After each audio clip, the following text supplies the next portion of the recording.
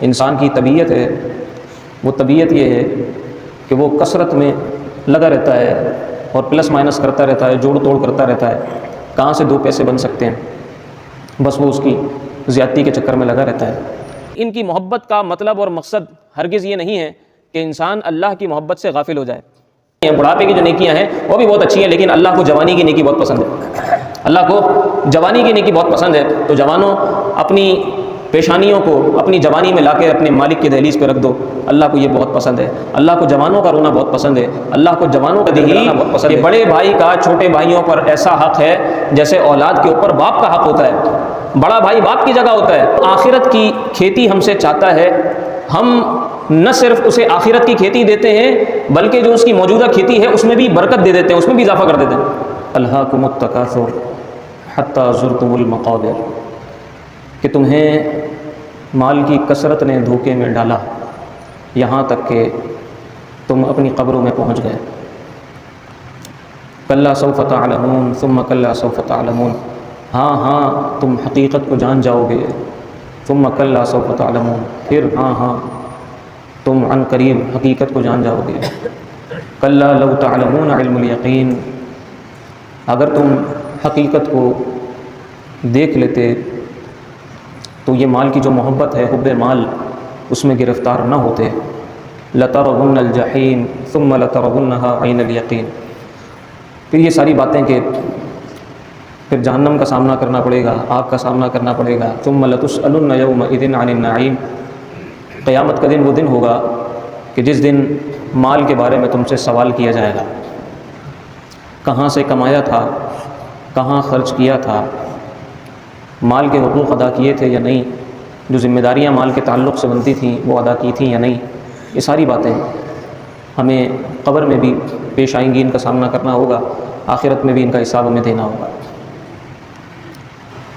مال سے متعلق جو انسان کی طبیعت ہے وہ طبیعت یہ ہے کہ وہ کثرت میں لگا رہتا ہے اور پلس مائنس کرتا رہتا ہے، جوڑ توڑ کرتا رہتا ہے، کہاں سے دو پیسے بن سکتے ہیں، بس وہ اس کی زیادتی کے چکر میں لگا رہتا ہے۔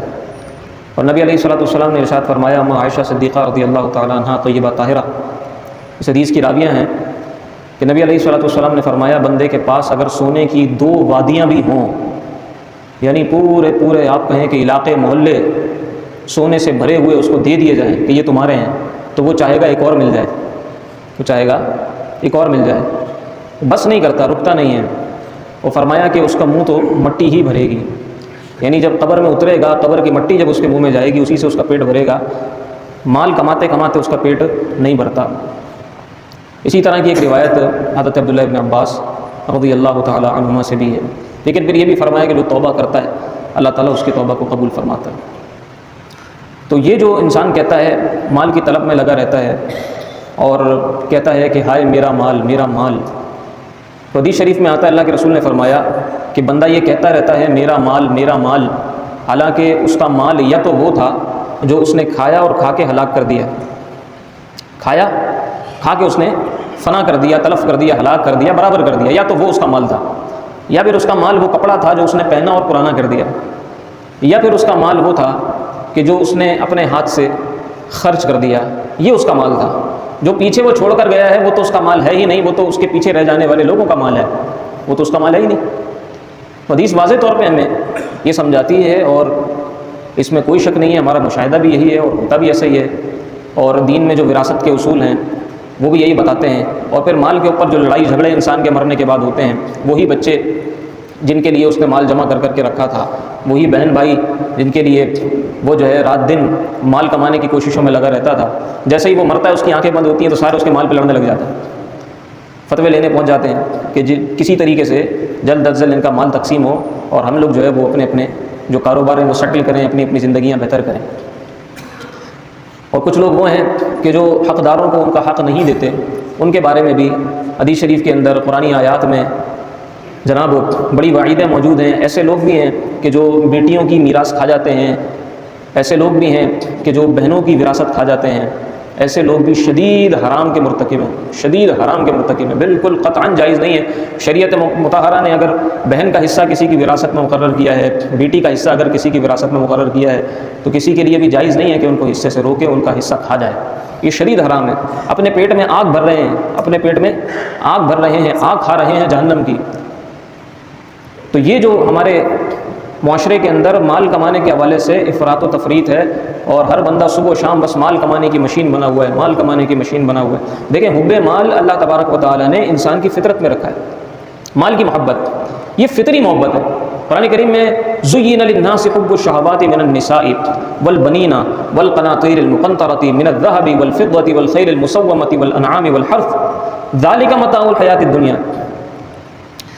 فرمایا کہ لوگوں کے لیے بیویوں کی محبت، بچوں کی محبت، اور جناب من النساء والبنین والقناطیر المقنطرہ، بڑے بڑے محلات کی، بڑی بڑی بلڈنگوں کی محبت، بڑے بڑے پلازے بنے ہوئے ہوں جناب، بڑے بڑے ہمارے محلات بنے ہوئے ہیں، ان کی محبت یہ فطرت میں شامل ہے انسان کی۔ انسان کے لیے ساری چیزیں اللہ تعالیٰ نے مزین کی ہیں، اللہ نے ان ساری چیزوں کو لوگوں کے سامنے مزین کر کے رکھا ہے، انسان اس کو پسند کرتا ہے۔ اسی طرح والخیل المسومۃ، اچھی سواریاں، ان کی محبت بھی جو ہے وہ انسان کی فطرت میں شامل ہے۔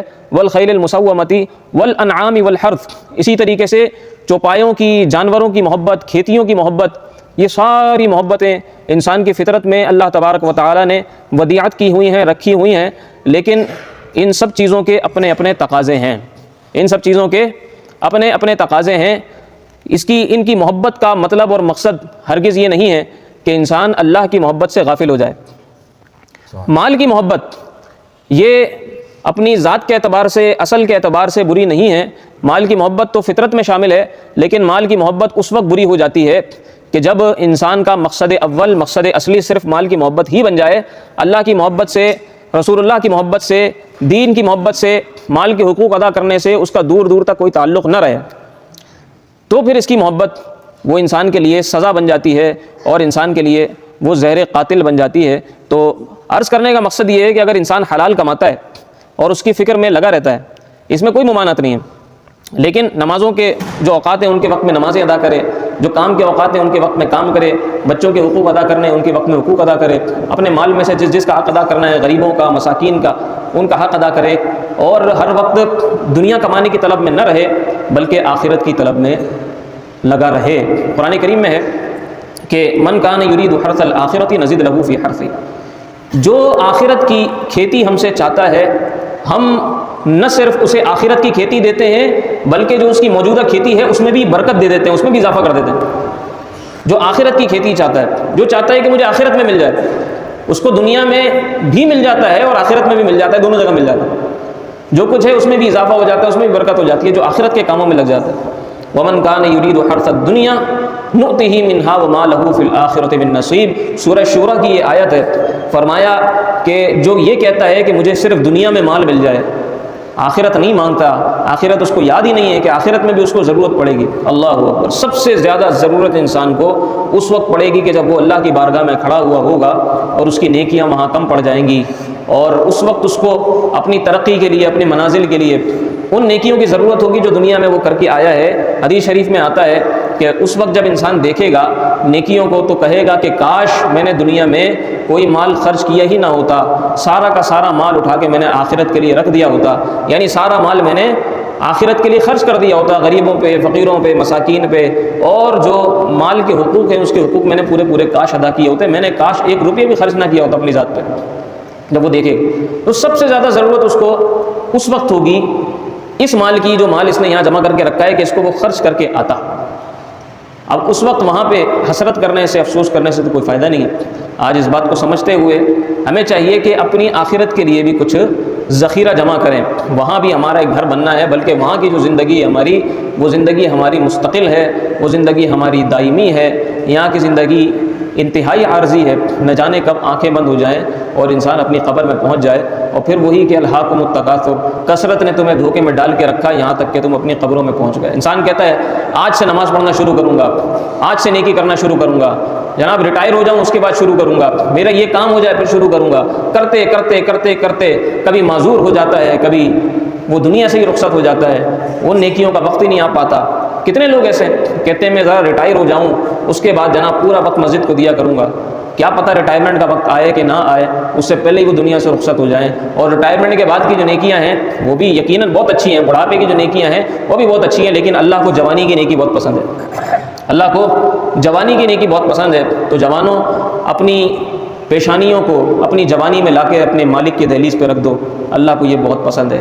اللہ کو جوانوں کا رونا بہت پسند ہے. اللہ کو جوانوں کا گڑ گڑانا بہت پسند ہے. بزرگوں کا بھی بہت پسند ہے. لیکن جوانی چونکہ دیوانی ہوتی ہے، وہ اگر اللہ کی بارگاہ میں آ جائے اور اللہ کی بارگاہ میں آ کر اللہ کے احکام کے تابع ہو جائے، اللہ کو ایسا جوان بہت پسند ہے. تو لہٰذا اپنی جوانی ہمیں اللہ کے سپرد کر دینی چاہیے. میں عرض یہ کر رہا تھا کہ انسان مال کی طلب میں لگا رہتا ہے. اچھا، انسان کا مزاج یہ ہے کہ مانگتا رہے گا، کہتا رہے گا، اور جب اس کی ضرورت پوری ہو جائے، جب اس کا کام ہو جائے تو اپنی آنکھیں ماتھے پہ رکھ لیتا ہے. اپنی آنکھیں ماتھے پہ رکھ لیتا ہے. جس نے اس کے ساتھ بھلائی کی ہو، جس نے اس کے ساتھ احسان کیا ہو، پھر اس کو بھی نہیں پہچانتا. پھر اس کو بھی نہیں پہچانتا.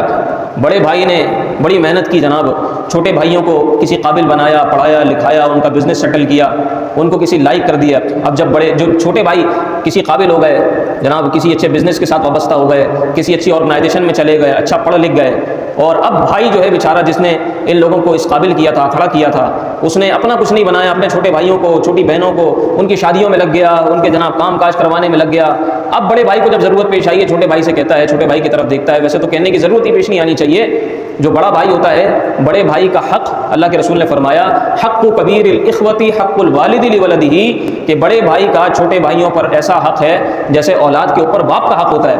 بڑا بھائی باپ کی جگہ ہوتا ہے. جس طرح باپ کو بغیر کہے ان کی ضرورت ہم پوری کرتے ہیں، ان کو کہنے کی ضرورت نہیں پڑتی. اگر ہمارے گھروں میں، اگر ہماری زندگیوں میں ہمارے باپ کو ہمارے آگے اپنی ضرورت کے وقت ہاتھ پھیلانے کی ضرورت ہو، تو پھر میرے خیال ہے کہ ہمیں شرمندہ ہونا چاہیے ایسی زندگی پر اور ایسا بیٹا ہونے پر.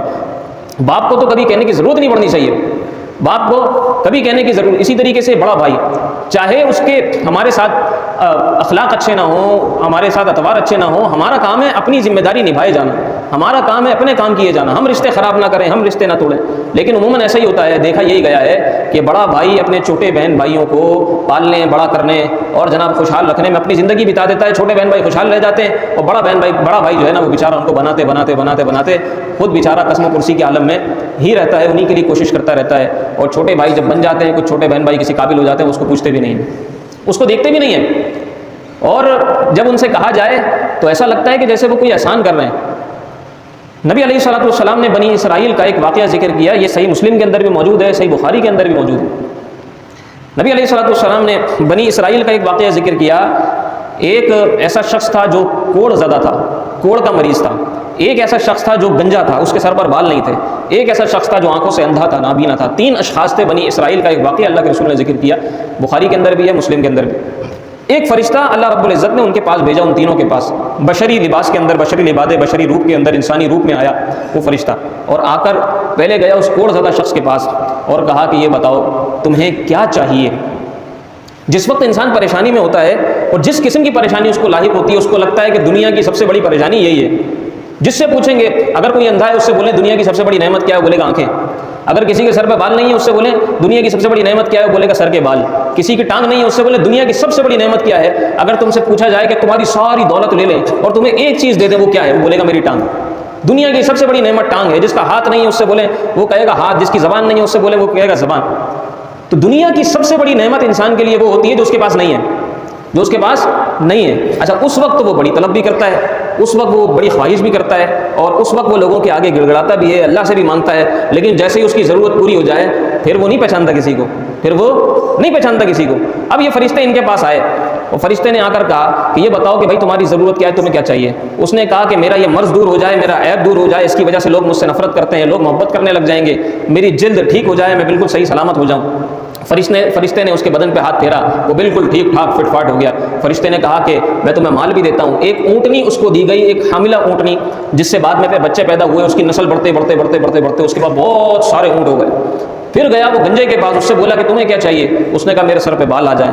اس نے کہا ٹھیک ہے. بال بھی آ گئے، ہاتھ پھیرا، وہ بالکل صحیح ہو گیا. اس کو ایک گائے دے دی گئی پریگننٹ، اس کا بچہ ہوا، اور پھر اس کے بعد اس کی نسل بڑھتے پورا ریوڑ اس کے پاس تیار ہو گیا. پھر گیا اندھے کے پاس، تمہیں کیا چاہیے بھائی. اس نے کہا مجھے تو بس آنکھیں چاہیے، سب سے بڑی نعمت یہی ہے آنکھیں، بس یہ مجھے مل جائیں. اس کے آنکھوں پہ ہاتھ پھیرا، اس کی آنکھیں آ گئیں، بالکل درست ہو گیا. اس کو ایک حاملہ بکری دے دی گئی، وہ بکری نے بچے دیے، بڑھتے بڑھتے بڑھتے پورا ریوڑ اس کے پاس جمع ہو گیا. جب ان تینوں کے پاس بہت سارے مال و اسباب جمع ہو گئے، فرشتہ دوبارہ اپنے اسی پرانے روپ کے اندر ان تینوں کے پاس آیا، اس کوڑ زدہ شخص کے پاس آیا اور کہا کہ دیکھو اللہ نے تمہیں اتنا عطا کیا ہے، میں ایک مسکین آدمی ہوں، میں ایک غریب آدمی ہوں اور مسافر ہوں، سفر میں ہوں، میرا زاد راہ ختم ہو گیا ہے، میرے پیسے ختم ہو گئے، اللہ نے تمہیں بڑا نوازا ہوا ہے، اتنا بڑا تمہارے پاس ریوڑ ہے پورا، اتنے اونٹ تمہارے پاس ہیں، تم اللہ کے دیے میں سے مجھے کچھ دے دو. اس نے کہا کہ بھائی ٹھیک ہے، میرے پاس اتنی ساری چیزیں ہیں لیکن اسی حساب سے میری ذمہ داریاں بھی ہیں، میری ذمہ داریاں بھی بہت ساری ہیں، میرے ایکسپینسز بہت سارے ہیں، میرے خرچے بہت سارے ہیں، مجھے بھی یہ بھی کرنا ہے، مجھے وہ بھی کرنا ہے، یوں بھی کرنا ہے، وہ بھی کرنا ہے، بھائی مجھے معاف کرو. تو اس نے کہا میں تمہیں پہچانتا ہوں، تم کوڑ زدہ تھے اور تمہارے پاس کچھ نہیں تھا، اللہ نے تمہیں اتنا سارا دیا، تم اللہ کا شکر ادا کرو، اللہ کے مال میں سے دو. تو اس نے کہا کہ بھائی کیا ہو گیا، یہ سارا میں نے محنت سے کمایا ہے اور اس میں سے کتنا تو وہ ہے جو مجھے اپنے وراثت میں ملا ہے، میرے آبا و اجداد یہی کام تو کرتے تھے. تو جناب اس کو فرشتے کو ڈال دیا. فرشتہ وہاں سے آگے بڑھ گیا اور فرشتے نے کہا کہ اللہ تبارک و تعالی اگر تم جھوٹے ہو تو تمہیں اپنی پرانی حالت پہ لوٹا دے. اللہ اکبر. پھر جناب اسی طرح دوسرے کے پاس گیا، گنجے کے پاس، اس نے بھی یہی جواب دیا، اس کو بھی یہی دعا فرشتے کی طرف سے ملی. پھر اندھے کے پاس گیا تو اندھے نے کہا کہ ہاں واقعی میں اندھا تھا، میرے پاس آنکھیں نہیں تھیں اور تم صحیح کہہ رہے ہو، تم جو چاہو اس میں سے لے کے چلے جاؤ، میں تمہیں نہیں روکوں گا. تو اس نے کہا کہ فرشتے نے کہا کہ نہیں مجھے کچھ لے کے نہیں جانا، یہ اللہ کی طرف سے آزمائش تھی اور تم آزمائش پر پورا اترے ہو، اللہ تعالیٰ تمہیں برکتیں دے اور باقی لوگوں سے جو دو تھے ان سے اللہ ناراض ہے. تو یہ آزمائشیں بھی ہوتی ہیں اللہ تبارک و تعالیٰ کی طرف سے، اور آزمائش پر پورا اترنے والے، اپنے ماضی کو یاد رکھنے والے اور اللہ کا ہر حال میں شکر ادا کرنے والے وہ کامیاب ہوتے ہیں. یہ جو حب مال ہے یہ انسان کے لیے بہت بڑی آزمائش ہے. حقوق اور مال کی محبت، ان دونوں کے درمیان اکثر لڑائی رہتی ہے. ایک طرف مال کی محبت ہوتی ہے، ایک طرف دوسروں کے حقوق ہوتے ہیں. ان کے درمیان توازن کو قائم رکھنے والا شخص ہی وہ کامیاب ہوتا ہے. اللہ تبارک و تعالی ہمیں اپنے مال کے حقوق ادا کرنے والا بنائے، ہر حال میں اپنا شکر ادا کرنے والا بنائے. وما علیہ الا البلاغ المبین.